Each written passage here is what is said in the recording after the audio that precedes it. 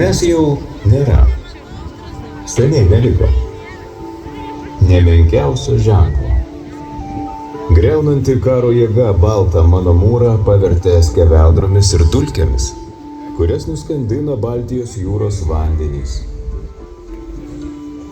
Šviesos spindulys, kuriuo daugelį metų kviečiau svetingo Klaipėdos kranto link, išliko tik pasakojimuose ir istoriniuose liudijimuose.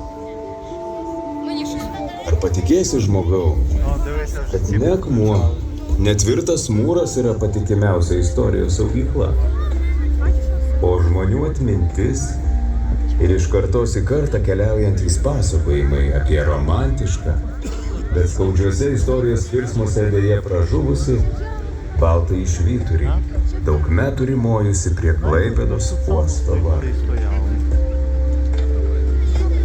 Baltas stuomuo ir raudona šviesa. Ryškus ir nepertraukiamas spindulys, pasiskverbiantis net per tirštą rūką ar įaudrintų bangų mūšą, buvo mano savastis, mano misija, manoji kalba, kurią ir be vertėjų suprato kitų šalių laivavedžiai.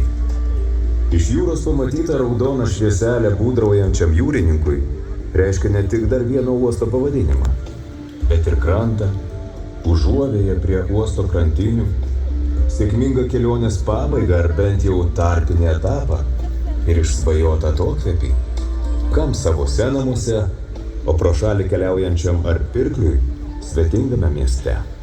Šviečiau ir kviečiau į Klaipėdą nuo 1884 gruodžio 16-osios.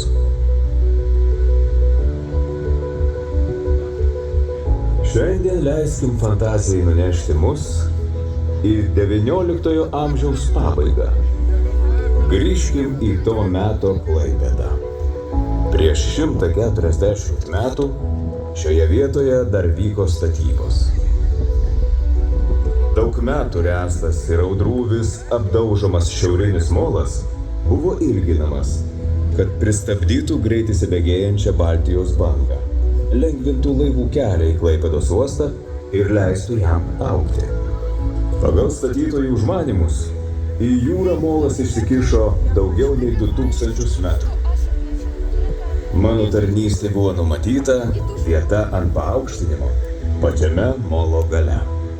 Statybininkai čia sumūrė beveik 9 metrų aukščio bokštą, mūrą aptinkavo ir nudažė baltai, o pačiame viršuje įrengė dujinį žibintą, raudona šviesa, taip man buvo lemta šviesti ir naktį ir dieną, įsižiebė gruodžio 16-ąją. Buvau lyg kalėdų dovana visiems ieškojusiems saugaus kelio šioje Baltijos pusėje. Galiu pagirti to meto klaipėdiečius už jų darbštumą, sumanumą ir užsispyrimą, nepasiduoti ir nepavargti ieškoti sprendimų, kaip pažaboti įsibėgėjusią Baltijos bangą, visą šluojančius ledonešius ir klampias smėlio pusnis, be gailesčio griovusias miestiečių planus čia kurti geresnį ir turtingesnį gyvenimą.